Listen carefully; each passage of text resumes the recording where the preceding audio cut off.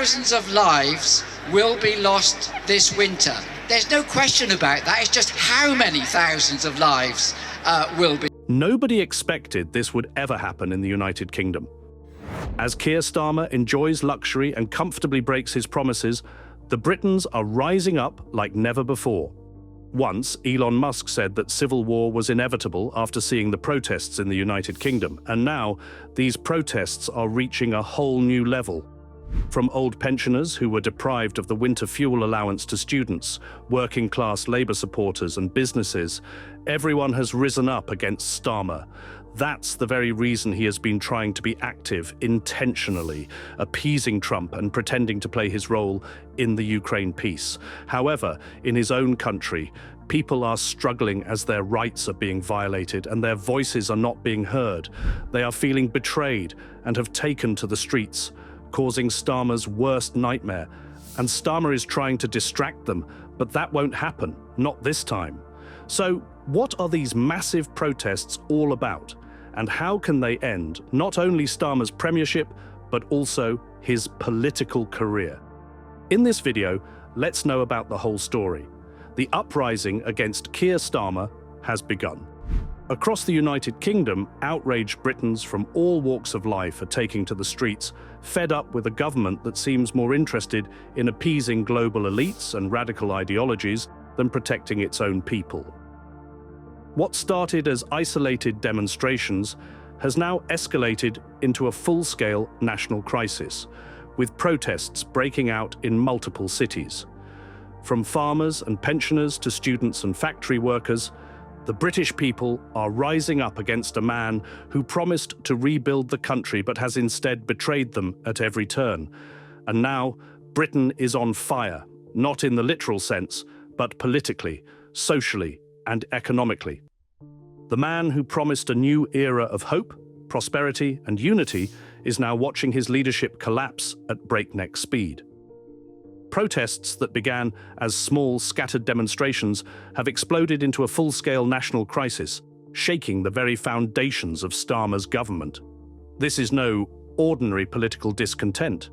This is a mass uprising against a leader who has lost the trust of the very people who put him in power. From the elderly pensioners freezing in their homes to the young students crushed under tuition debt, from the struggling farmers blockading roads with their tractors to the business owners watching their livelihoods crumble, the British people are done with Keir Starmer. They are taking their fight to the streets. However, in all that, instead of listening to the protesters, Starmer decided to crush them, and that was a grave mistake. Interestingly, Starmer's fall from grace didn't happen overnight. It wasn't one bad policy or one miscalculation. It was a shameless series of betrayals that cut deep into the heart of British society. The people trusted Starmer to keep his promises. He broke them all. And what are the results? Well, a political catastrophe of his own making. First, we have the elderly pensioners making history by rising against Starmer, instead of staying home and accepting his brutal policies passively. For decades, Britain's pensioners have been the backbone of the nation, working tirelessly, paying their taxes, raising families, and trusting that in their later years, the government would uphold its promise to protect them. Many of these elderly citizens lived through wars, economic downturns, and political turmoil, always believing that when the time came for them to rest, they would be taken care of. But under Keir Starmer's leadership, that promise has been shattered. The decision to slash winter fuel payments isn't just another misguided budget cut. It is a direct attack on the most vulnerable members of society. Britain is facing one of its coldest winters in decades, with sub-zero temperatures already sweeping across the country. For millions of pensioners, these payments were not a luxury. They were a necessity. But now, the reality is brutal. Without this support, elderly Britons are being forced to choose between heating their homes or buying food. Starmer's government has left them with an impossible choice, one that no citizen in a so-called developed nation should ever have to make. More than 10 million pensioners are affected. 10 million. That's not just a number.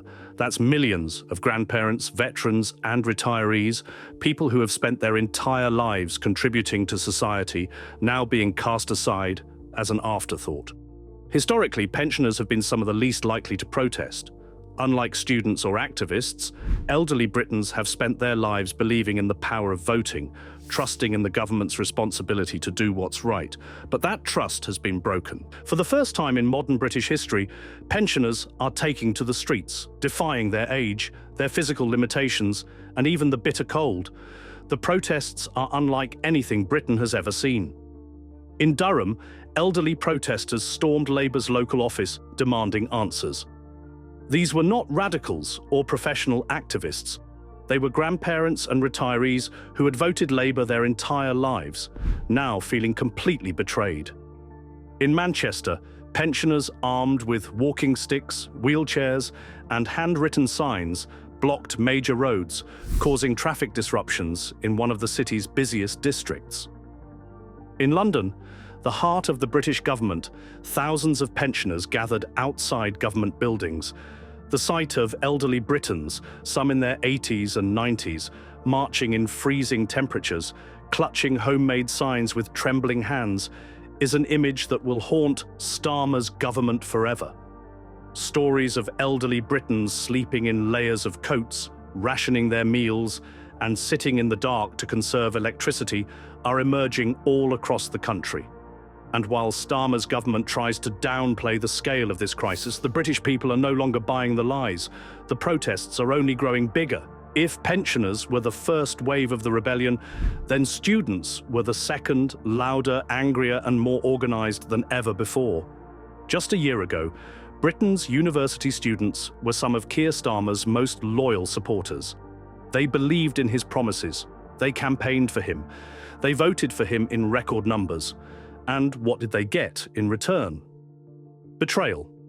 Starmer's biggest campaign promise was the abolition of tuition fees. It wasn't just a vague commitment buried in political jargon. It was a central pledge that convinced thousands of first-time voters to back Labour. Students who had been burdened by debt, struggling to afford university, trusted that Starmer would deliver real change. But not only did Starmer refuse to abolish tuition fees, his government has now hinted at potential increases in the coming years. Therefore, what started as small-scale protests on individual campuses has erupted into a full-scale national movement, and Starmer is panicking. In Manchester, thousands of students walked out of their lectures, filling the streets with banners and megaphones. In Bristol, an entire university campus was shut down as students burned their Labour membership cards in public squares in a symbolic rejection of Starmer's leadership. In Edinburgh, hundreds of students stormed administration buildings. Before we continue further, tell us, are you enjoying the video? If yes, please like and share the video and subscribe to our channel for more exclusive videos on the groundbreaking changes happening in British politics. Let's continue now. Interestingly, these protests are no longer isolated incidents. They are spreading across every major university in the country. The rage is real, and Starmer knows it.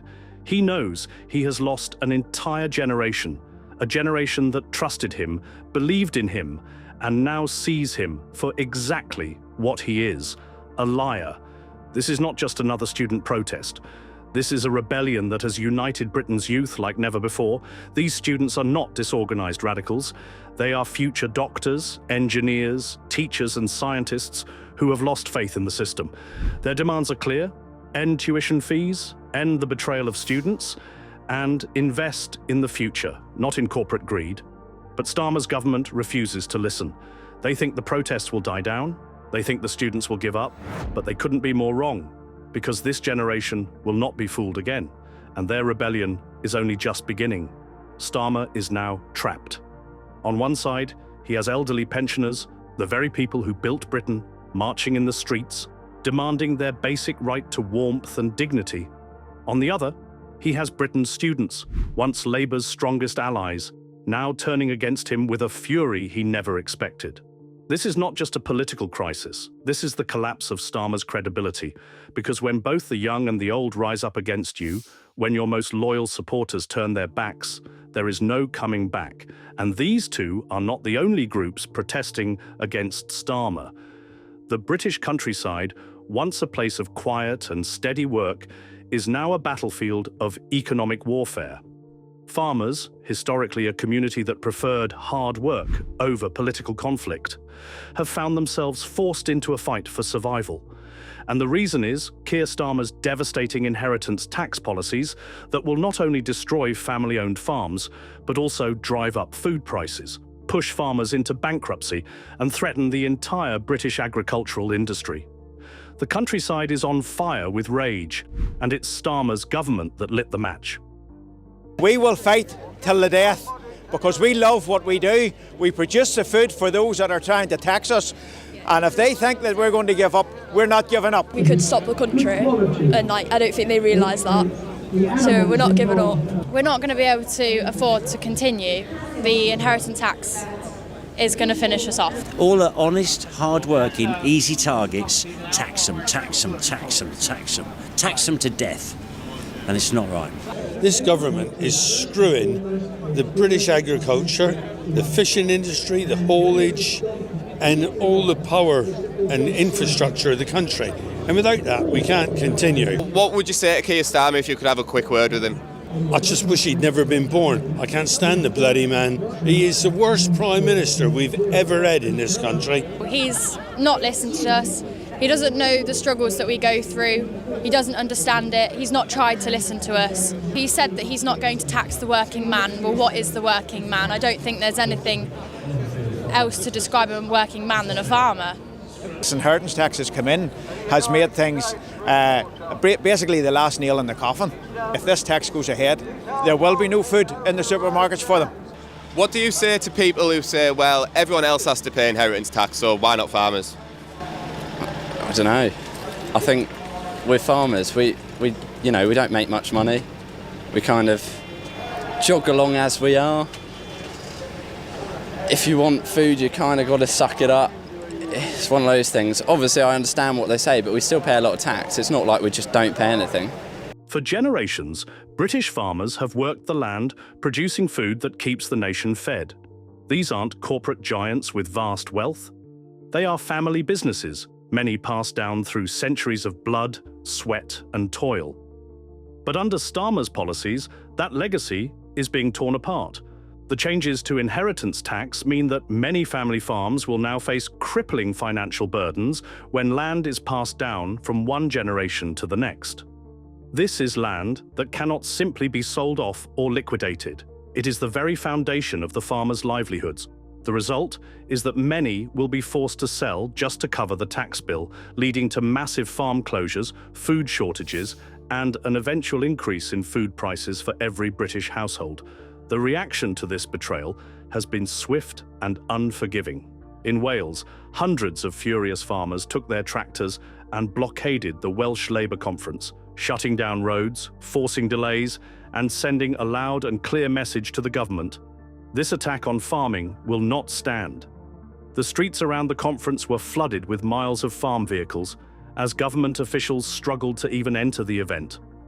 For many in the farming community, this is not just about business, it's about survival. In Conwy County, local farmers say they have been pushed to their limit, and they will not go down without a fight. The crisis is escalating daily. As farmers rally together, their protests are spreading far beyond the countryside, spilling into cities where they have been met not with government resistance, but with sympathy from the very people ordered to stop them. One of the most shocking and unexpected twists in this national rebellion has been the growing defiance from Britain's police officers. Normally, law enforcement stands on the side of the government, enforcing policies and maintaining order. But under Starmer's failing leadership, even the police are questioning their role in this crisis. The government has ordered police to crack down on the growing protests, especially those blocking major roads, disrupting city centres, and shutting down key government events. But instead of forcefully dispersing the demonstrators, officers are refusing to act. The reason is that they agree with the protesters. In Bristol, police officers removed their helmets and stood alongside pensioners rather than following orders to break up the demonstrations. In London, officers deliberately looked the other way as farmers continued to blockade roads with their tractors, essentially allowing the protests to continue unopposed. This unprecedented act of defiance is rattling Downing Street as it raises a terrifying question. If law enforcement refuses to enforce the government's rules, then what power does Starmer really have left? Furthermore, the British economy is in freefall, and small business owners, the backbone of local communities, are now fighting back with everything they have left. The London Stock Exchange just recorded its worst performance in 14 years, sending shockwaves through the financial sector and shattering any illusion that Starmer's government has economic credibility. Business closures are skyrocketing at an alarming rate. Major retailers like Wilko and Mason's Manufacturing have already shut down, leaving thousands of workers jobless and high streets looking like ghost towns. For small business owners, the situation is even worse. Many of them were already struggling to recover from years of economic instability. Now, under Starmer's tax-heavy policies, they are being crushed beneath the weight of rising costs, endless bureaucracy, and a government that sees them as nothing more than tax machines. Factory workers in the Midlands, one of Britain's most historically industrial regions, have taken to the streets in huge numbers, marching outside Labour offices and demanding an end to the anti-business policies that are wiping out their jobs. The message is clear. Working-class Britain, the people Labour claims to represent, are rejecting Starmer and his government outright. This is no longer just an economic downturn. This is a full-scale economic rebellion.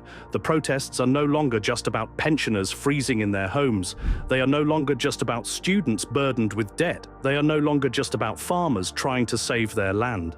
This is about an entire nation across all sectors and industries waking up to the fact that Starmer has failed them. And the consequences of that failure are becoming clearer by the day. The growing civil unrest, from farmers storming government events, to police openly defying orders, to businesses revolting against Labour's economic failures, is spiralling out of control. And no matter what Starmer does now, it's too late to stop it. The protests have reached a point of no return. Now, Starmer's credibility has collapsed. The people he betrayed are no longer waiting for him to fix things. They are taking matters into their own hands, and the uprising against him is only getting bigger. Now, questions are arising about whether Starmer can survive. Inside number 10, panic has set in. His approval ratings are collapsing, his own MPs are secretly questioning his leadership, his once loyal voter base is marching against him, and Starmer can't stop this uprising.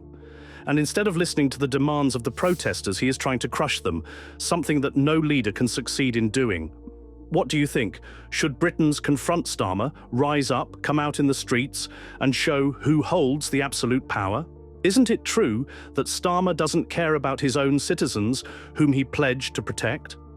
In the comment section right below, share your thoughts on whether you are seeing the cracks already appearing in Starmer's leadership and whether the Labour Party might soon replace him in crisis management. Do you want to watch more videos like this one? If yes, please like and share the video and subscribe to get more updates on British politics and how events are changing it. Until the next video, stay tuned.